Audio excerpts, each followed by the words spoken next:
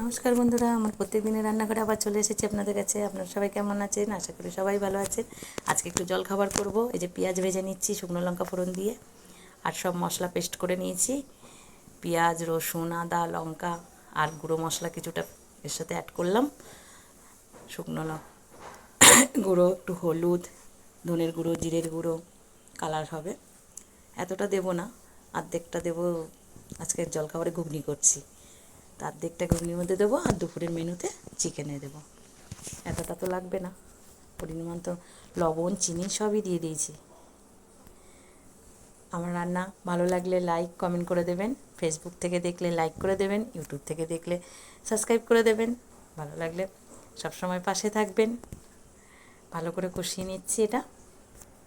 অনেকদিন ভাবছি একটু ঘুগনি করবো, তো জলখাবারে আজকে জলখাবারটা কিন্তু আমি রুটি পরোটা দিয়ে করবো না, ঘুগনিটা আজকে পাউরুটি দিয়ে খাবো। পাউরুটি দিয়ে খেতে খুবই ভালো লাগে, আপনারা খেয়ে দেখবেন। এই একটা ডিম ফাটিয়ে দিয়ে দিলাম, একসঙ্গেই দিয়ে দিলাম, আলাদা ভেজে রাখতে পারতাম। আপনারা ভেজে রাখবেন আপনাদের ইয়ে করে। আমি একসাথেই এটা দিয়ে ভালো করে কষিয়ে নিয়েছি। আর মটর আর আলু একটু সেদ্ধ আগেই করে রেখেছিলাম, তো এর মধ্যে হালকা জল দিয়ে ফুটিয়ে ঢেলে দেবো। হট করে ক্যামেরাতে মনে ভাপ এসে গেছে, তো একটু আবছা হয়ে গেল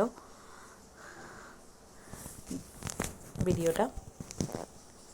আমি জানি আপনারা সবসময় আমার পাশে থাকবেন, তো দেখবেন পুরো ভিডিওটা আমার।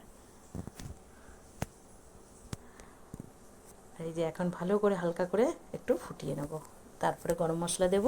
ঠান্ডা হয়ে গেলে একটু লেবুর রস, পেঁয়াজ কুচি দিয়ে, লঙ্কা কুচি দিয়ে সার্ভ করে নেব। খেয়ে দেখবেন, পরোটা দিয়ে, রুটি দিয়ে ভালোই লাগবে ঘুগনি। আমার ভিডিও আজকে এখানেই শেষ করলাম। পরের ভিডিওতে আবার দেখা হবে। ভালো থাকবেন, সুস্থ থাকবেন। নমস্কার।